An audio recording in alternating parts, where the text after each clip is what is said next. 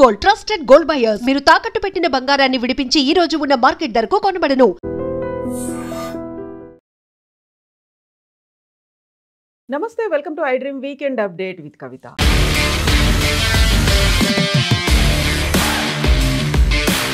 రవీంద్ర భారతిలో గాన గంధర్వుడు ఎస్పి బాలసుబ్రహ్మణ్యం విగ్రహం పెట్టడం వెనకాల ఎందుకని అంత వివాదాస్పదం అవుతోంది? అందులోనూ పర్టికులర్గా మా ప్రాంతం వాడు కాదు, ఇక్కడ ఆయన విగ్రహం వద్దు అనేటువంటి నినాదం ఎందుకు వినిపిస్తోంది? మనతో పాటుగా ఉన్నారు పొలిటికల్ అనలిస్ట్ వి ప్రకాష్ గారు. ప్రకాష్ గారు నమస్కారం. నమస్కారం అండి. సో ఎస్పి బాలసుబ్రహ్మణ్యం మరణించినప్పుడు ప్రతి ఒక్కరూ బాధపడ్డారు. అందులో కూడా ఆయన పాటలని ఇప్పటిదాకా మనం మర్చిపోలేము, కలకాలం గుర్తుంటాయి అనుకున్నప్పుడు కళాకారులకి ప్రాంతాలు ఉంటాయా? ప్రాంతాలకు అతీతంగా కదా మనం వాళ్ళని ఆరాధిస్తుంటాము అనుకుంటాం. ఎందుకని ప్రతిసారి ఒక కళాకారుల గురించి మాట్లాడినప్పుడు వాళ్ళది తెలంగాణనా, ఆంధ్రానా, మా ప్రాంతం వాడు కాదు, ఇలాంటి మాటలు ఎందుకు వస్తుంది? అంటే ప్రతిసారి ఏం కాలేదు, బాలసుబ్రహ్మణ్యం గారి విషయంలో ప్రత్యేకంగా వచ్చింది అది. ఎందుకంటే దానికి ఒక కారణం ఉంది. ఇప్పుడు ఎవరికి గౌరవం లేకుండా, బాలసుబ్రహ్మణ్యం గారు అంటే గౌరవం లేకుండా ఉన్న ఒక్క వ్యక్తి కూడా మీకు తెలంగాణలో కనిపించారు. ఇప్పుడు ఎవరైతే వ్యతిరేకిస్తున్నారో వాళ్ళకు కూడా బాలసుబ్రహ్మణ్యం గారు అంటే గౌరవం ఉంది. కానీ విగ్రహం విషయానికి వచ్చినప్పుడు ఏమైందంటే ఆయన ఒక చిన్న పొరపాటు చేశాడమ్మా. ఇప్పుడు గాయకులకు రాజకీయాలు ఉండకూడదు, కానీ ఆయన రాజకీయ లక్ష్యంతో ఈ పాట ఏదైతే జయ జయ తెలంగాణ తెలంగాణ ప్రార్థనా గీతం ఉన్నదో, ఈ పాట మీకంటే గొప్ప గాయకులు ఎవరు లేరు, ఈ పాట పాడండి అని చెప్పి రసమయ బాలకిషన్ తెలంగాణ ఉద్యమ క్రమంలో 2004 ఆ ప్రాంతం అనుకుంటా బాలసుబ్రహ్మణ్యం గారిని అప్రోచ్ అయ్యారు. అయినప్పుడు ఏమన్నాడంటే పాట చాలా గొప్పగా ఉంది, కానీ లాస్ట్కి ఈ లైన్ ఒకటి తీసేయాలన్నాడు ఆయన. స్వరాష్ట్రమై తెలంగాణ లాస్ట్ లైన్ ఉంది కదా, సుభిక్షంగా ఉండాలని ఏదో, ఆ స్వరాష్ట్రమై అనేది తీసేయాలి మీరు. ఆ పదం తీసేస్తేనే నేను పాడతా, లేకపోతే నేను పాడా, నువ్వు ₹1,00,00,000 నేను పాడా.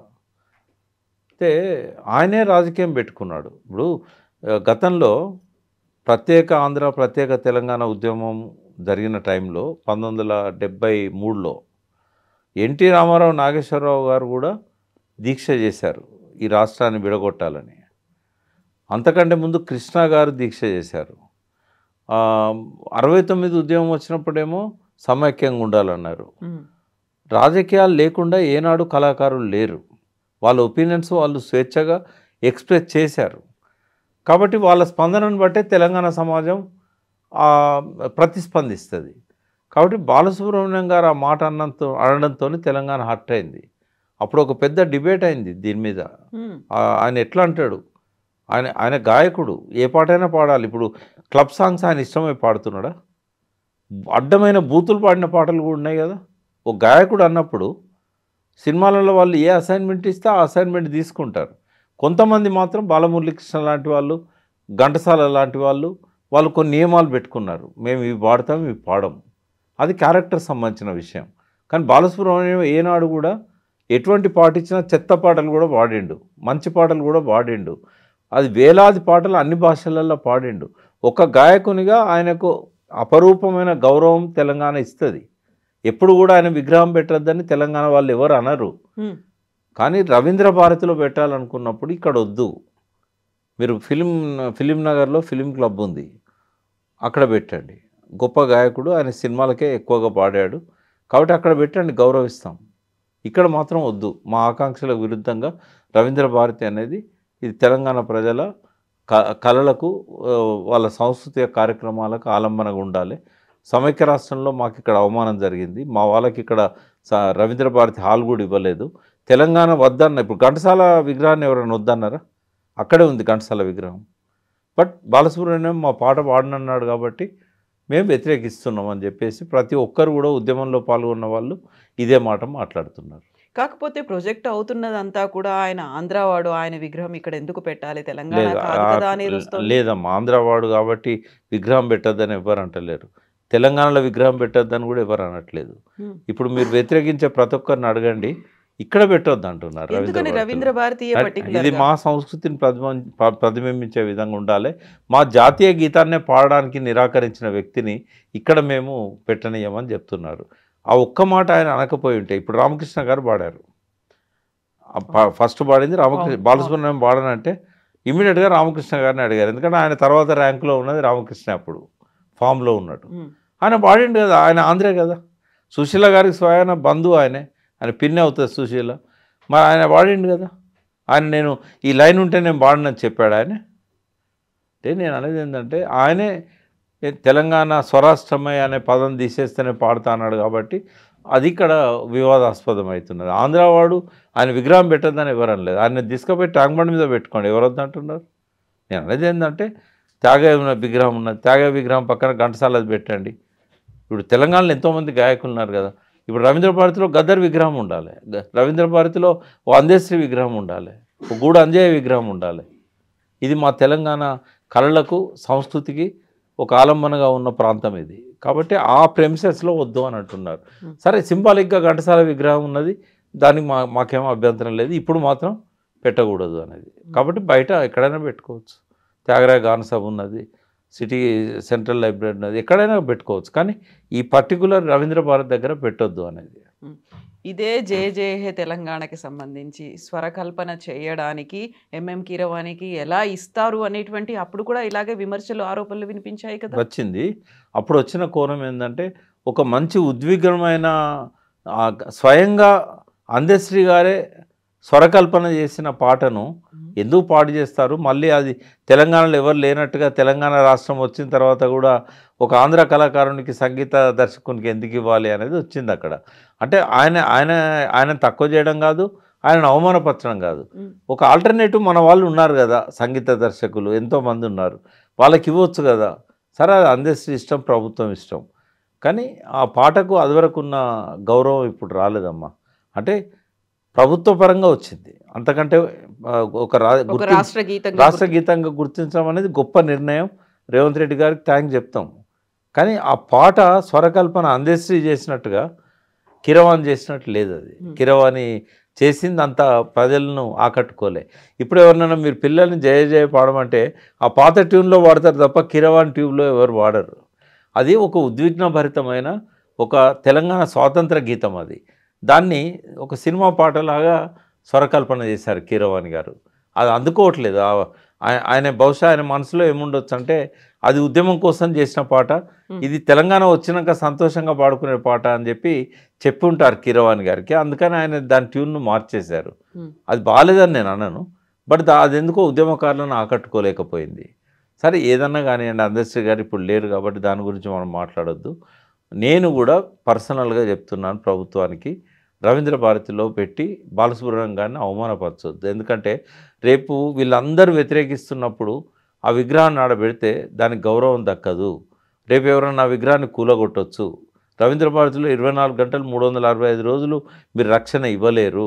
ఒకసారి బ్రహ్మానందరెడ్డి విగ్రహానికి కూడా అదే పరిస్థితి జరిగింది. కాబట్టి తెలంగాణ ప్రజల ఆకాంక్షలకు విరుద్ధంగా మొండిగా నిర్ణయం తీసుకోవద్దు, స్థలం మార్పిడి చేయండి. బాలసుబ్రహ్మణ్యం గారు అంటే గౌరవం ఉంది, మేము ప్రేమగా పోయి దండేసేటట్టు ఉండాలి కానీ కోపంగా పోయి దాని మీద రాయేసేటట్టుగా ఉండకూడదు కదా. ఎందుకు మూర్ఖపు పట్టుదల? ప్రజలందరూ, తెలంగాణ ప్రజల్లో ఒక ఆవేశం వచ్చింది, ఈ టైంలో ఎందుకు రెచ్చగొట్టాలి? ముందు వాయిదా వేసుకోండి, తర్వాత బయట ఎక్కడన్నా పెట్టండి. రవీంద్ర భారతిలో పెడితే నాలాంటి వాళ్ళని కూడా వ్యతిరేకిస్తాం. బట్ అది ప్రభుత్వం తరఫున ఇమ్మీడియట్గా తీసుకునే నిర్ణయం కాదు కదా. తన సమీప బంధువు అయినటువంటి శుభలేఖ సుధాకర్ ఒక నిర్ణయాన్ని తీసుకున్నారు, దానికి ప్రభుత్వం దగ్గరికి వెళ్ళారు, వాళ్ళు అంగీకరించారు. ఆయన కూడా సీఎం కూడా స్వయంగా వస్తారు. శుభలేఖ సుధాకర్ అడిగినా ఆ స్థలాన్ని మాత్రం కేటాయించకుండా ఉండాల్సింది. రవీంద్ర భారతి అనేది అట్లా తెలంగాణ కళలకు సంస్కృతికి నిలయం కావాలి తప్ప మేము తెలంగాణ పాటే పాడినన్న వ్యక్తికి అక్కడ గౌరవం ఉండదు. ఒకవేళ బలవంతంగా పెట్టినా ప్రభుత్వం తన పోలీస్ ఫోర్స్ను పెట్టి డీజీపీ ఆఫీస్ ఎదురు ఉంది కాబట్టి ఆయన పెట్టినా కూడా రేపటి రోజు ఏదైనా జరగవచ్చు. అది అవమానం అవుతుంది బాలసుబ్రహ్మణ్యంకి. అదే మీరు ఫిలిం కల్చరల్ క్లబ్లో పెట్టండి, ఎంతోమంది విగ్రహాలు ఆడ అక్కడ ప్రముఖంగా పెట్టండి బాలసుబ్రహ్మణ్యం గారిది. మాలాంటి వాళ్ళని కూడా పోయి దండేసి గౌరవిస్తాం.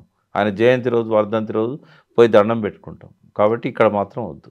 2004లోనే బాలసుబ్రహ్మణ్యం గారితో ఆ పాట పాడించాలి జయ జయ హే తెలంగాణ అనుకున్నప్పుడు దాన్ని ఉద్యమంగా ఉద్ధృత రూపంలో ప్రతి ఒక్కరిలోకి చేరాలి అనుకుని దృఢ సంకల్పంతో ఆయన్ని అప్రోచ్ అయిన తర్వాత దానికోసం మళ్ళీ కృషి అనేది జరిగింది. అప్పటి టీఆర్ఎస్ చేసినటువంటి ఒక ప్రయత్నము, కళాకారులు అందరూ కూడా.